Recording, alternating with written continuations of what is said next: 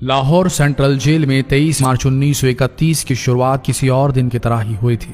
फर्क सिर्फ इतना था कि सुबह सुबह जोर की आंधी आई थी, बहुत तेज।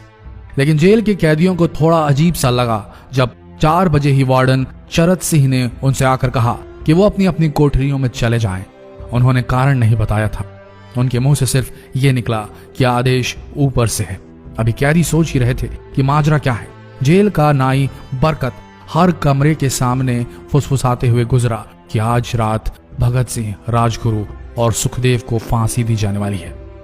उस क्षण की निश्चिंता ने उनको झकझोर कर रख दिया। कैदियों ने बरकत से मनुहार की कि वो फांसी के बाद भगत सिंह की कोई भी चीज जैसे पेन, कंघा या घड़ी उन्हें ला कर दें ताकि वो अपने पोते पोतियों को बता सकें कि कभी वो भी भगत सिंह के साथ जेल में बंद थे। बरकत भगत सिंह की कोठरी में गया और वहां से उनका पेन और कंघा ले आया। सारे कैदियों में होड़ लग गई कि किसका उस पर अधिकार हो। आखिर में ड्रॉ निकाला गया, लाहौर कॉन्स्पिरेसी केस। अब सब कैदी चुप हो चले थे। उनकी निगाहें उनकी कोठरी से गुजरने वाले रास्ते पर लगी हुई थी। भगत सिंह उनके साथ फांसी पर लटकाए जाने के लिए उसी रास्ते से गुजरने वाले थे। एक बार पहले जब भगत सिंह उसी रास्ते से ले जाए जा रहे थे तो पंजाब कांग्रेस के नेता भीमसेन सच्चर ने आवाज ऊंची कर उनसे पूछा था, आप और आपके साथियों ने लाहौर कॉन्स्पिरेसी केस में अपना बचाव क्यों नहीं किया?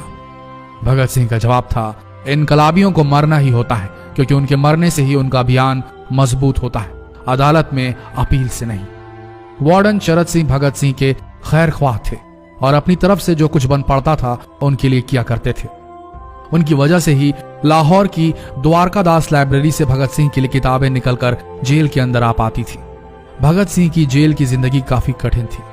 किताबें पढ़ने का शौक हो चला था उन्हें कि एक बार उन्होंने अपने स्कूल के साथी जयदेव कपूर को लिखा था कि वो उनके लिए कार्ल लिब्कनेcht की मिलिट्रिज्म, लेनिन की लेफ्ट विंग कम्युनिज्म और ऑप्टन सिंक्लेयर का उपन्यास द स्पाई कुलबीर के जरिए भिजवाएं।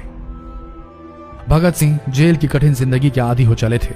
उनकी कोठरी नंबर 14 का फर्श पक्का नहीं था, उस पर घास उगी हुई थी। कोठरी में बस इतनी ही जगह थी कि उनका 5 फुट 10 इंच का शरीर बमुश्किल उसमें लेट पाए। भगत सिंह को फांसी दिए जाने से 2 घंटे पहले उनके वकील प्राणनाथ मेहता उनसे मिलने पहुंचे। मेहता ने बाद में लिखा कि भगत सिंह अपनी छोटी सी कोठरी में पिंजड़े में बंद शेर की तरह चक्कर लगा रहे थे। इनकलाब जिंदाबाद। उन्होंने मुस्कुराकर मेहता को स्वागत किया और पूछा कि आप मेरी किताब रिवोल्यूशनरी लेनिन लाए या नहीं। जब मेहता ने उन्हें किताब दी तो वे उसे उसी समय पढ़ने लगे मानो उनके पास अब ज्यादा समय न बचा। मेहता ने उनसे पूछा कि क्या आप देश को कोई संदेश देना चाहेंगे? भगत सिंह ने किताब से अपना मुंह हटाए बगैर कहा, सिर्फ 2 संदेश, साम्राज्यवाद मुर्दाबाद और इनकलाब जिंदाबाद। इसके बाद भगत सिंह ने मेहता से कहा कि वो पंडित नेहरू और सुभाष चंद्र बोस को मेरा धन्यवाद पहुंचा दे जिन्होंने मेरे केस में गहरी रुचि ली थी। भगत सिंह से मिलने के बाद मेहता राजगुरु से मिलने उनकी कोठरी पहुंचे।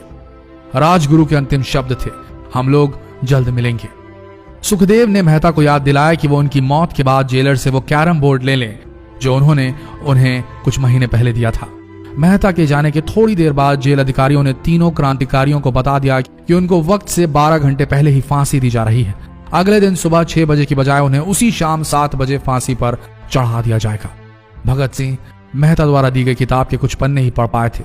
उनके मुंह से निकला, क्या आप मुझे इस किताब का एक अध्याय भी खत्म करने नहीं देंगे?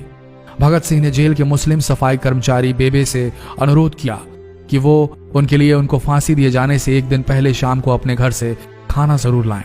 लेकिन बेबे भगत सिंह की इच्छा पूरी नहीं कर सके क्योंकि भगत सिंह को 12 घंटे पहले फांसी देने का फैसला ले लिया गया और बेबे जेल के गेट के अंदर ही नहीं घुस पाए। थोड़ी देर बाद तीनों क्रांतिकारियों को फांसी की तैयारी के लिए उनकी कोठरियों से बाहर निकाला गया। भगत सिंह, राजगुरु और सुखदेव ने अपने हाथ जोड़े और अपना प्रिय आजादी गीत गाने लगे। कभी वो दिन भी आएगा कि जब आजाद होंगे हम, या अपनी ही जमीन होगी या अपना आसमान होगा। फिर इन तीनों का एक एक करके वजन लिया गया। सबके वजन बढ़ गए थे। इन सब से कहा गया कि अपना आखिरी स्नान करें। फिर उनको काले कपड़े पहनाए गए लेकिन उनके चेहरे खुले रहने दिए गए।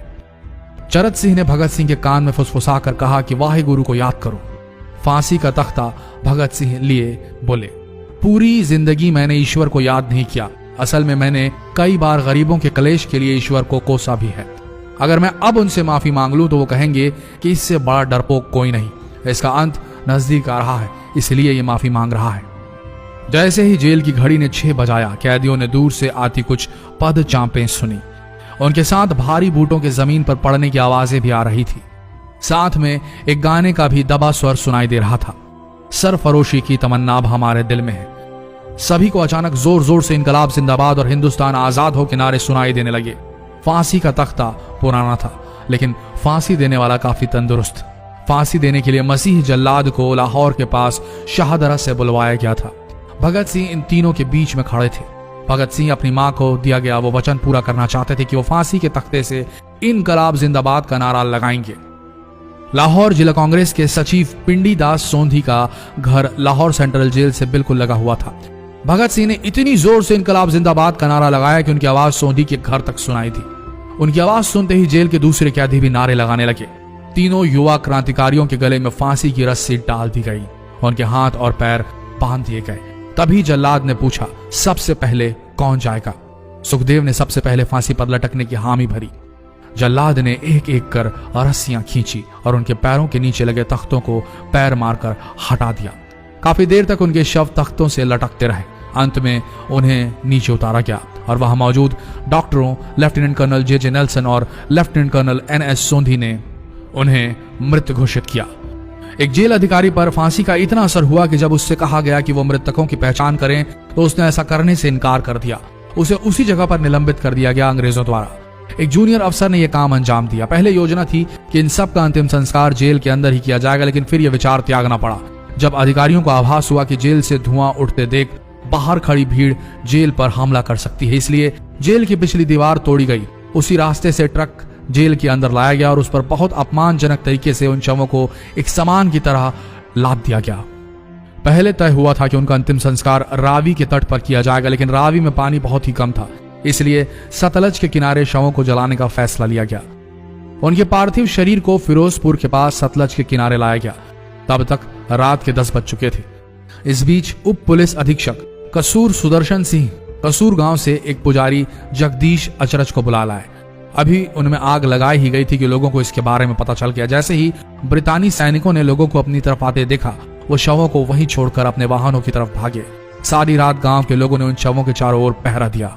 अगले दिन दोपहर के आसपास जिला मजिस्ट्रेट की दस्तखत के साथ लाहौर के कई इलाकों में नोटिस चिपकाया गया, जिसमें बताया गया कि भगत सिंह, सुखदेव और राजगुरु का सतलज के किनारे हिंदू सिख रीति से अंतिम संस्कार कर दिया गया है। तो ये थे भगत सिंह की जिंदगी के वो 12 आखिरी घंटे। आशा करते हैं इस वीडियो में सुनाई गई ये कहानी आज युवा पीढ़ी के दिलों में मर चुके देशभक्ति को जगाने में कामयाब होंगे। जितना हो सके इस संदेश को पूरे देश में पहुंचाएं। इस वीडियो को शेयर करें फेसबुक पर, व्हाट्सएप पर, और हो सके तो इस पेज को फॉलो करें ताकि ऐसे ही वीडियोस आप तक सही समय पर पहुंच सके। मिलते हैं अगले वीडियो में, तब तक के लिए आप सबका धन्यवाद।